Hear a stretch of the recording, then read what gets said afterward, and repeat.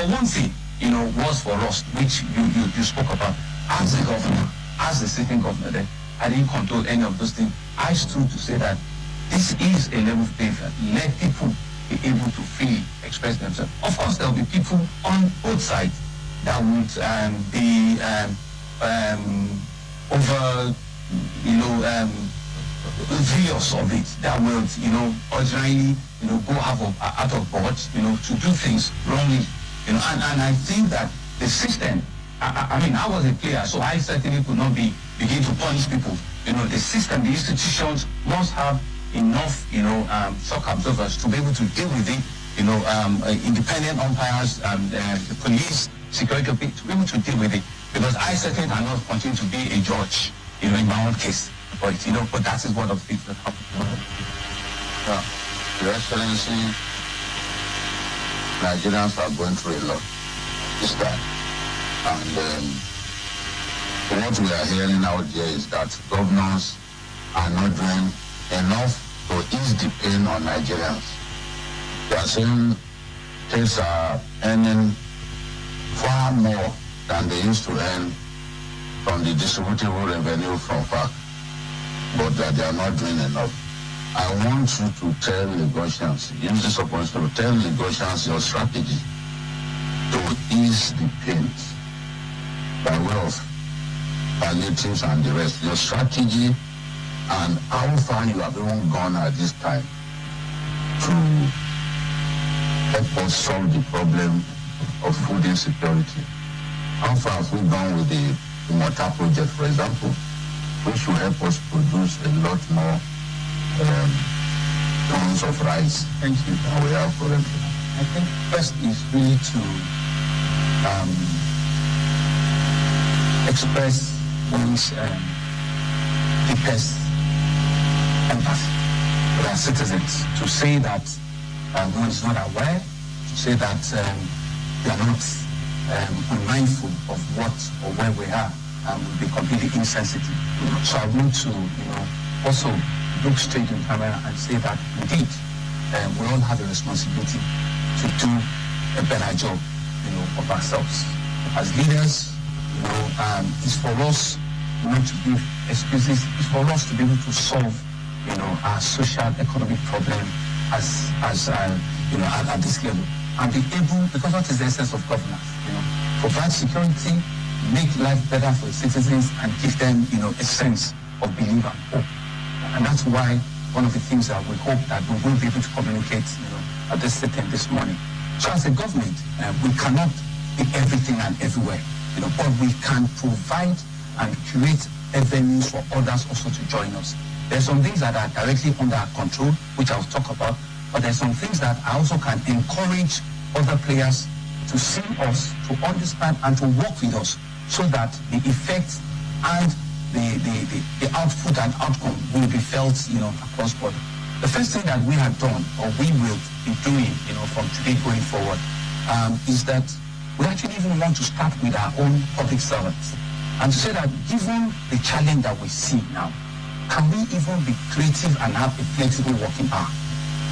And so immediately from next week, we're working out a plan where civil servants from level 0, from 1 to 14, will come to the office maximum 3 times a week, right? Not that any form of will be shut down, it will be all calendarized and it will be on schedule. Levels 15 to 17 will miss work a day. What are we seeking to achieve? We're seeking to achieve a process where people even slow down, right? So let's know that the pressure, right, we can reduce it, from the work environment that we find ourselves. We don't want a charged, public workforce. We don't want, an aggravated public workforce. Let them be able to see reasons and work remotely. We have a lot of, online, capabilities now that can also, we can send some of the response to some of the work we are doing for the country. And Lagos State has, such resources. So the first thing is to look at ourselves and be the first change, that we want. So we will be reducing the number of days that they'll come. You don't have to put pressure on the road.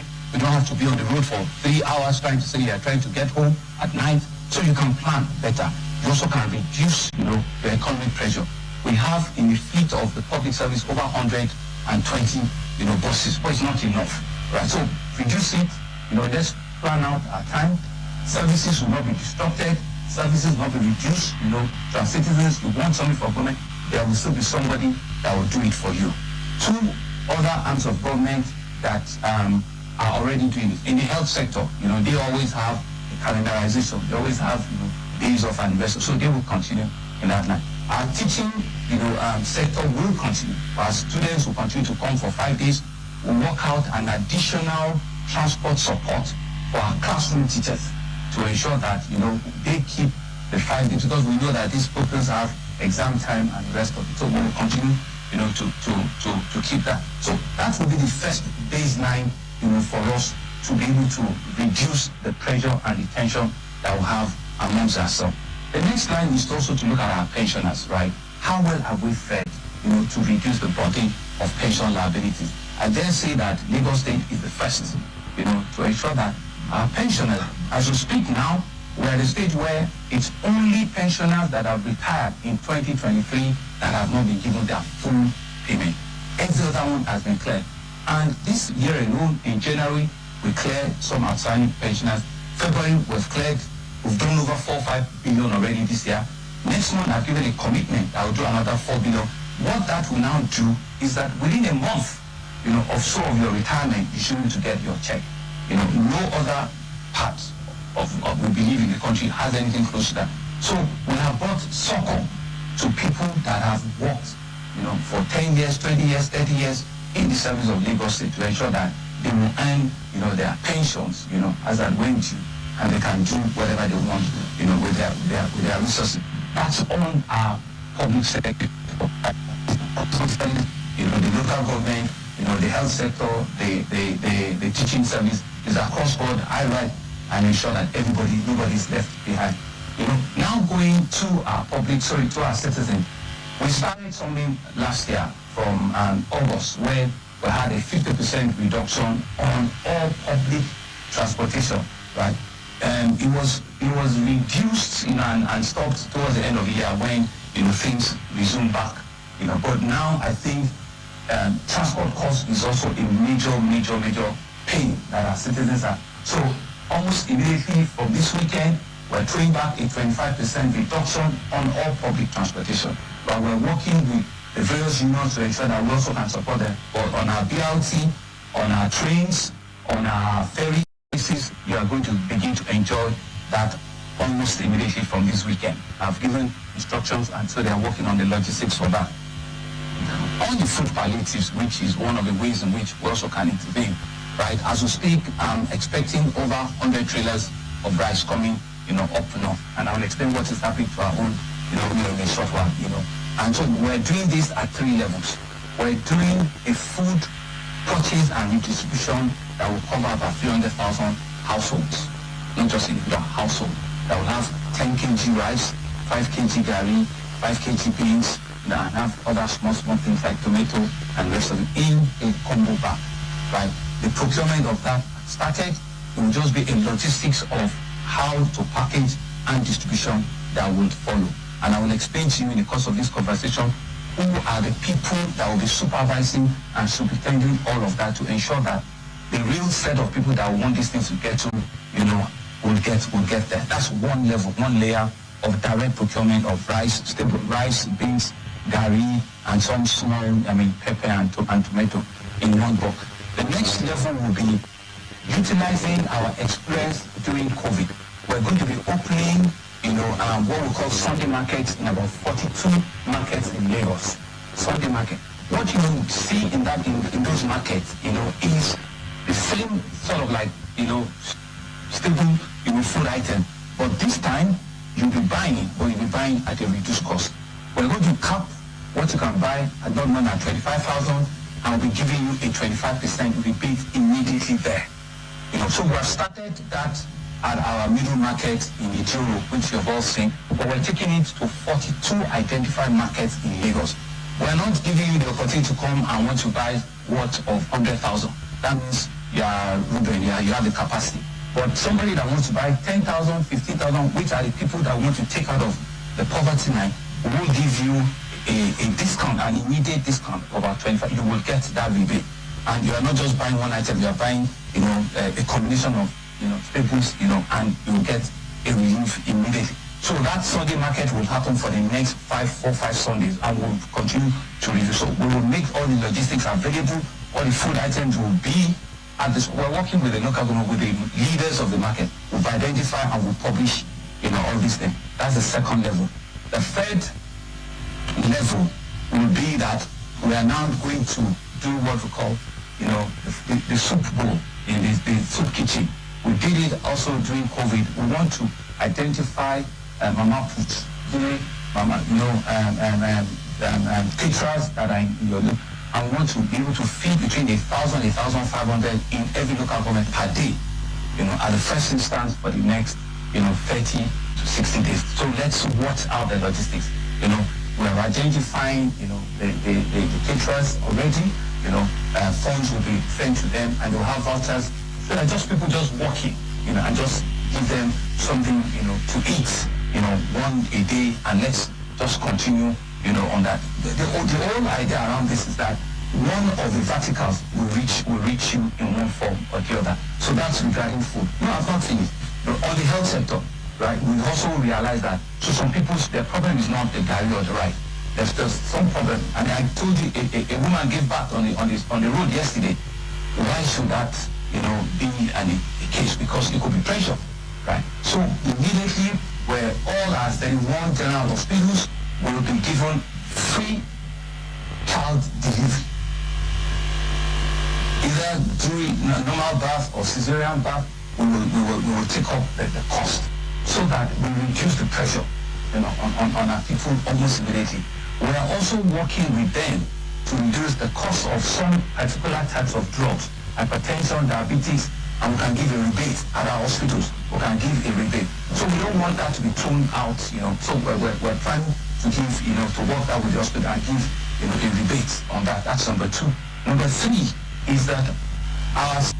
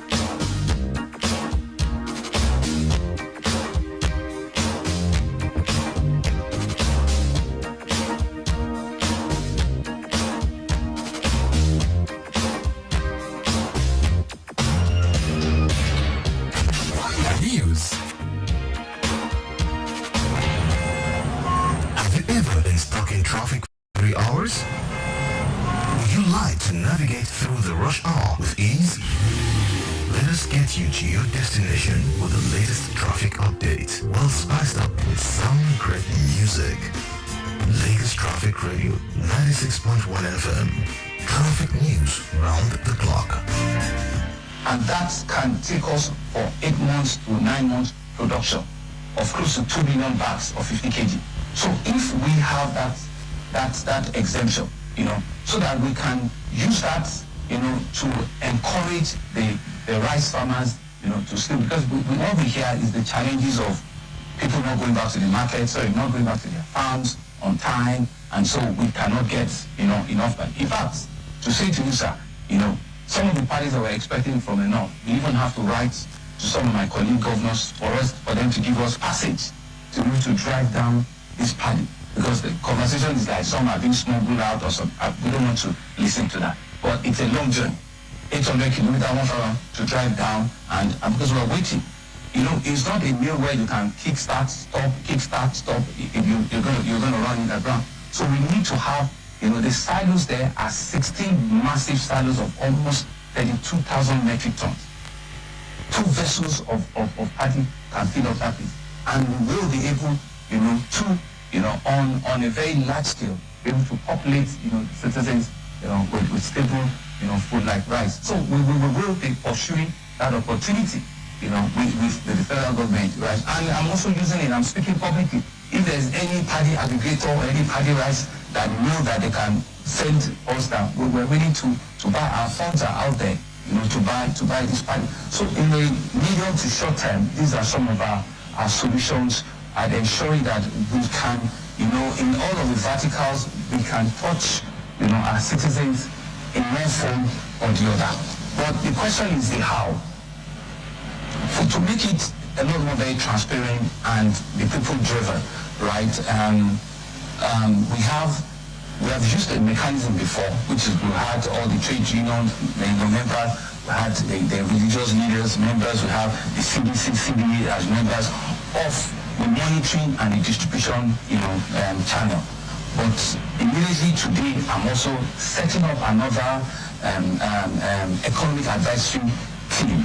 Well, I don't want to use economic, but like an advisory team that is bipartisan.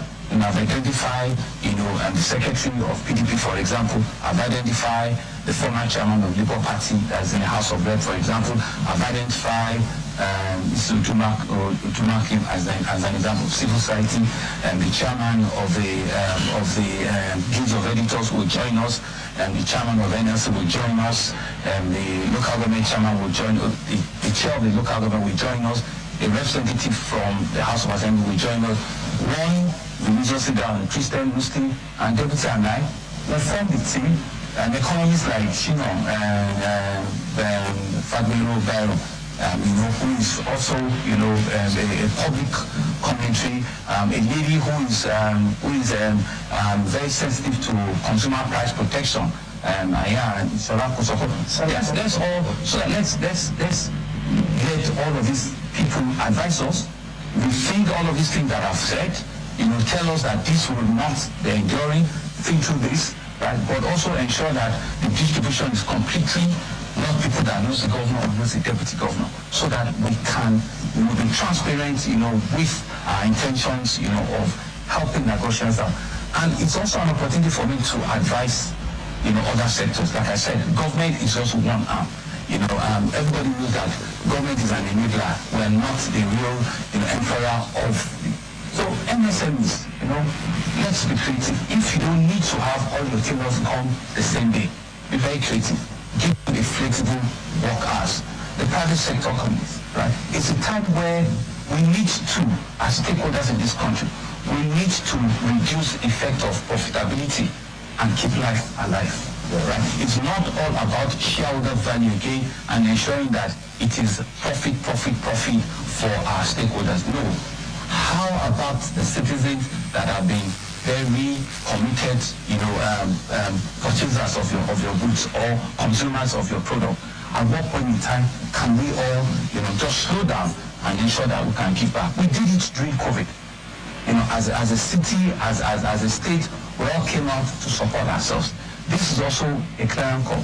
And what is happening is not peculiar, to Nigeria alone. It's everywhere, and every country has to, think through, come inside, and think of a local solution. And that's why I'm using this opportunity to call all my friends in the private sector. Let's think of how to support them. This morning I called one of them again. I said, I need about 100,000 boxes. Spaghetti, Indomie, and rest of, just give me a combo. 100,000, not for sale. And these are some of the things that we're going to be, so the logistics of that, we'll see it in the next couple of days. So do something like that. Look at how you need to and help people to keep that your factory safe, to keep that your office safe. Because it's only when the city, is peacefully safe that, we can all begin to talk about profitability and ensuring that we have, shareholder value and the rest of it. What we're going through, it's a time for all of us to see who can pay what, and let's, be able to hold each other and know that there are no difficult times that stays forever. Even spiritually, there are times of famine, right? I mean, so it's that time in which we need to just pull back, weather the storm, and then believe that, things will turn around. No situation stays forever, but it's the ability to weather the storm during those difficult times that truly really defines, mankind and humanity. Okay, Mr. Governor, during your first term in office, you launched a 5-year agricultural plan to end in 2025. Can you join the president of that plan, and will that plan actually prepare you for the situation of things right now? Thank you very much. So there's something that we've done that we're indeed grateful that we're able to take this opportunity. And you're right with our plan. In that plan, one of the things that we said, I wanted to provide food security for Lagosians. We realized that we're a commercial city.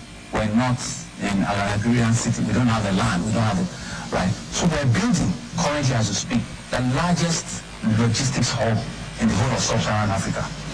The largest logistics hub in the whole of sub-Saharan Africa. And we've gone about 65% of the construction. Outside of this meeting, I will show you pictures of where this construction is. All the verticals are out already. All the massive warehouses, that we're building there, they have all been roofed. What are we planning to do? We're planning to build a storage facility, cold, dry facility that can help push, one of the things that push produce and product to our citizens, using that hub as a receiver, of large produce. So we're going to be having trading, facilities there. This is the hub that will be doing things like the aggregator, ensure that all of the people that are coming from Benin, all of the tomato they can have offtake from there. They can know that once they're coming, there's somebody that will write a check, and that facility will be able to, the ones that will not go to the market because of perishability, and storage, will have the opportunity to stay in that facility. And we're happy that we took that decision 2 years ago. The facility will be ready, should be completed before the end of this year. And it's something that we're truly grateful for, that we took that decision. Out of that facility is to now dovetail into what we call the middle market.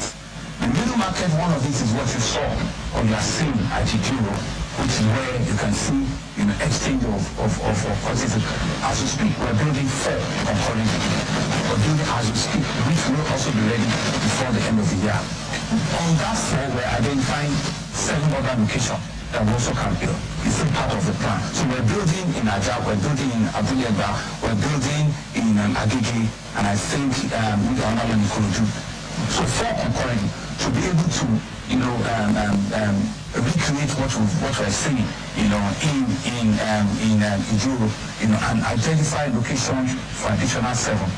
The last vertical on that is now we now begin to build corner stores, at various levels. Those are smaller, so that we can see the entire value chain, of food produce being available. You see fresh tomatoes, you see, fresh, pepper being, distributable in a very clean, hygienic environment, for our citizens. That's one. Secondly, right, on the meat value chain, I think the total countrywide consumption is under 4 million heads of cattle, per year, about 3.7 million. Lagos in itself consumes about half of that. We consume about 1.8 to 2 million heads of annually. So we need to be able to do G2G with some of our, northern states, and if time permits, even, other countries up north, and see how these things can, in fact, can be about 1.8 to 2 million heads of corporate annually. So we need to be able to do G2G with some of our, northern states, and if time permits, even, other countries up north, and see how these things can be fattened, can be grown, and ensure that there are offtakes in Lagos. In the logistics stuff that I'm talking about, those are some of the things that you see in the cold storage, right? And so we're also doing small heads, so that we can hold them here, and sort of like also fasting them for another 2-3 months. We have all of that in Ibuju, and we're putting up small ranches that once they come in, you have an overflow of 20,000, 30,000, we can retain them there. So the plan is for us to be able to fairly determine and see that we can plan for food security of Lagosians, right? On the final part of that master plan is also to encourage our citizens. There's what we call, urban farming, right? Ruben, at the small courtyard in your house, put tomato, put pepper. It doesn't take a lot. At the end of this session, I'll take you around this state house. We have fish pond. Yeah, we raise chicken that produces egg. Yeah, we attempted scenery to grow snails. That didn't survive.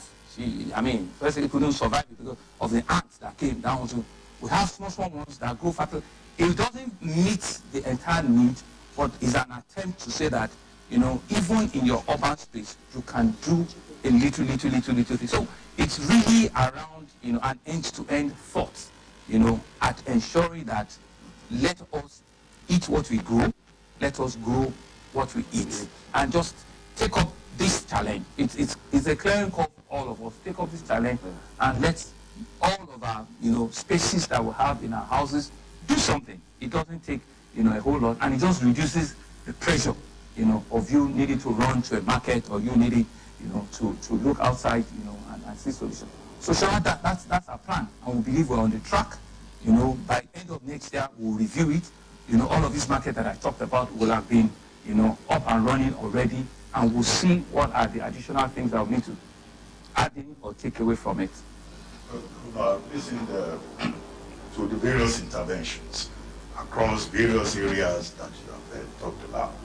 But there is a certain contradiction that I think maybe you will help explain to our people, which is about your government's program with regard to urban regeneration or urban renewal. Some people say, in terms of their reaction, that those programs that they have seen look like an assault, one, against the poor. All this clearing of under bridges, all this closure of business places, at a time when inflation is over 30%. And then the demolition of houses and some structures that some people say will seem to be targeted against non-indigenous. So these two issues. Because people say, yes, these interventions, but Thank you very much, Ruben. Just to also emphasize, the building that collapsed this morning, right? I'm sure it's not an indigent issue. A real building actually collapsed. Thankfully, there are no fatality. But if people were there, that's the end of it. No stories. A building actually collapsed this morning. So we're not being emotional. We're being factual. A fire incident actually occurred 3 weeks ago. It's an 18-story building that changed the livelihood of a lot of people because of the carelessness of some people. It has nothing to do with ethnicity. It has to do with we ensuring that, one, we can put off the fire in respect of who or where you come from, have the capacity to respond to that call when it happens, but more importantly, create a space where it doesn't repeat itself again. So after it happened in Lagos Island, And my last part people went to now clear the entire store on that right of way to ensure that any tall building in event, because that's why I talk, you don't know when these things are going to happen. So you don't wait and phone and say when this happens. No. Clear those roads now. We're not asking who owns this shop, where are you from, which village did you emerge from. You have contravened our planning rule. You have obstructed, government from doing their work. So we have to reverse back to the original plan that we gave you to build. That has no measure of sympathy or emotion at all. It is part of what is done globally to rate livability standards of cities, reliability, sustainability of cities. By the way, Ruben, they made us 18th position globally early this year by Time Out, that Lagos is one of the preferred cities to stay in the world. That just didn't happen by we sitting back and not doing the right thing. The right thing to be done, right, are difficult things sometimes. There are the things that will appear as if it's not very popular, but it's to keep, the city safe for all of us. The greatest good is for the greatest number. It is not about the face of who the person is, but it's about ensuring that we live, because rule of law is one thing that we cannot, compromise anyhow. When people, I mentioned it when you said to me that I should rate my 4 years. I told you that people were walking on river. They said, come and say, Sanwo-Olu, this is river like you, we're on boat, those are the things that happen. People deliberately built on the right of way for drainage canal. Lagos is below the sea level.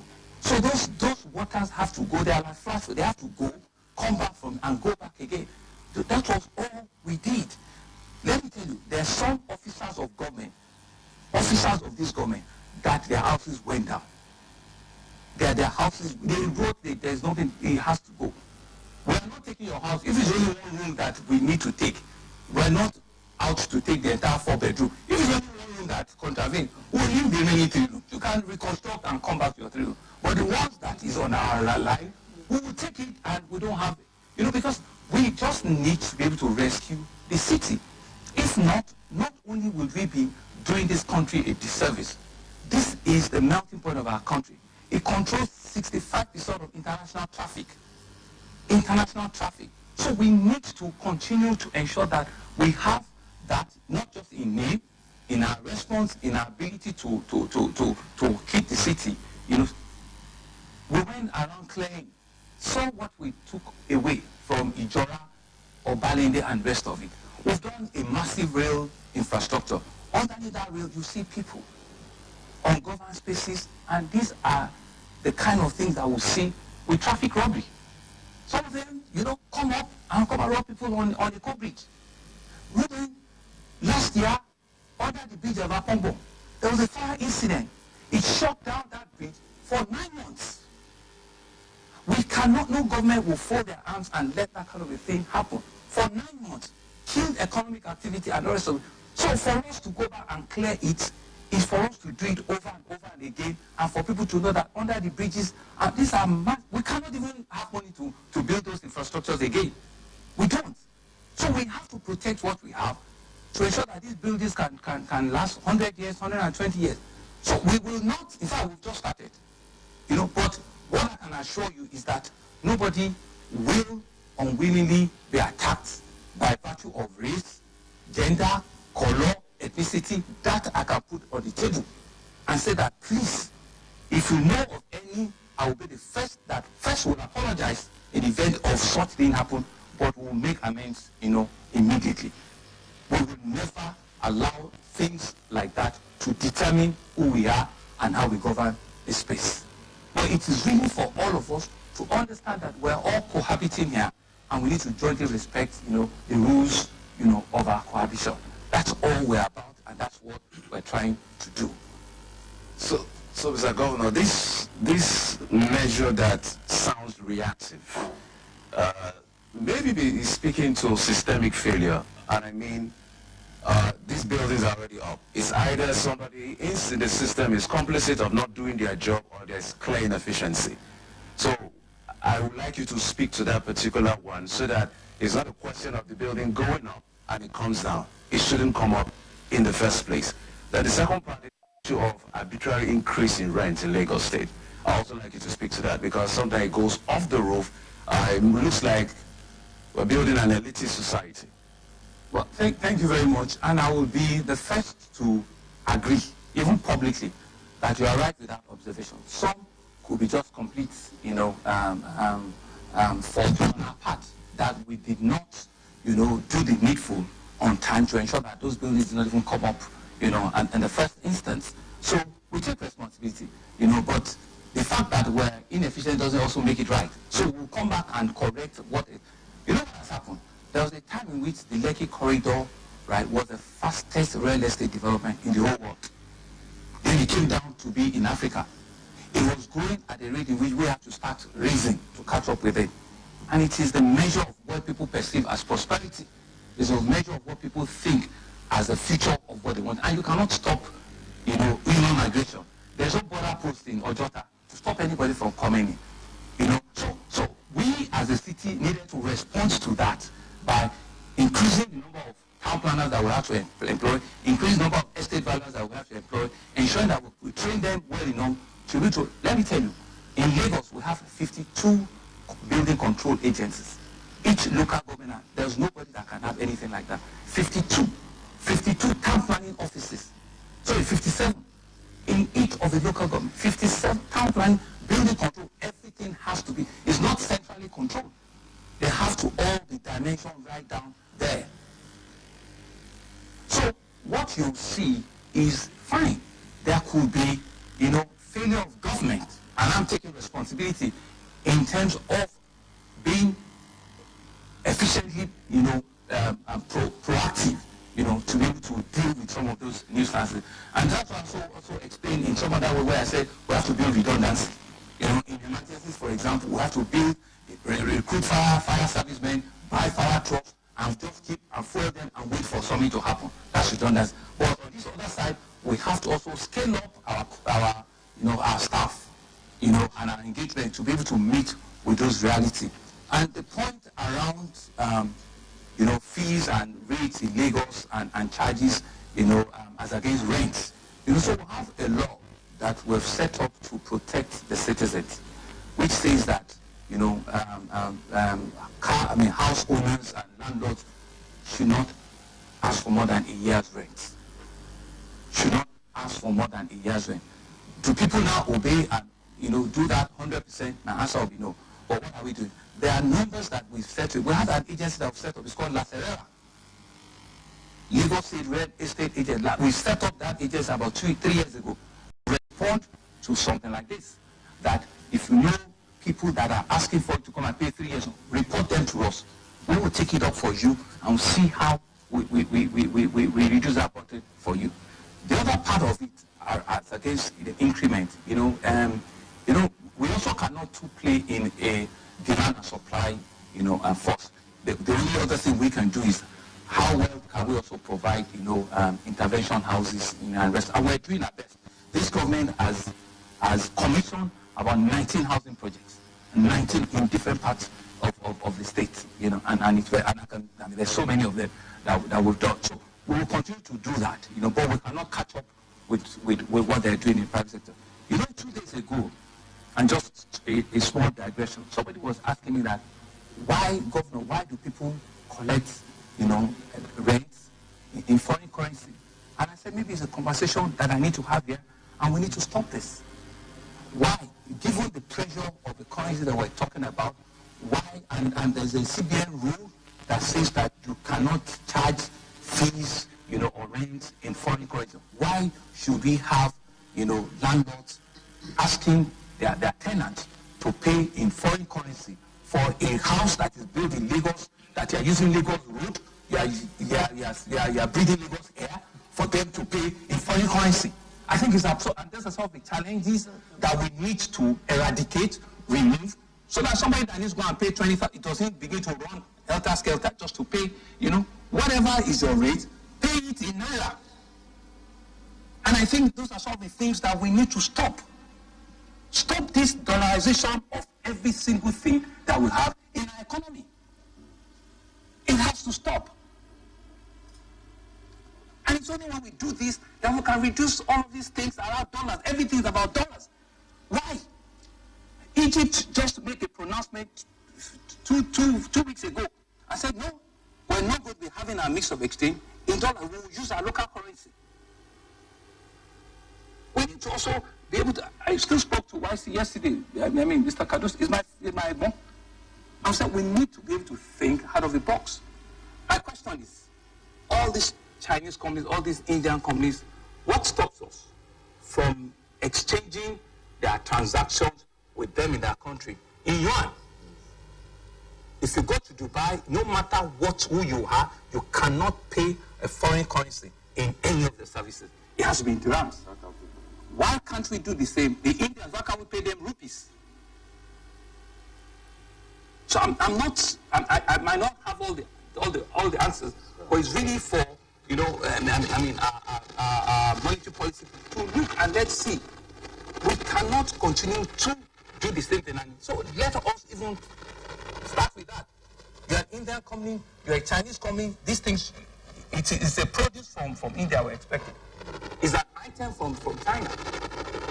Let's pay your currency. So it reduces the pressure that everything and anything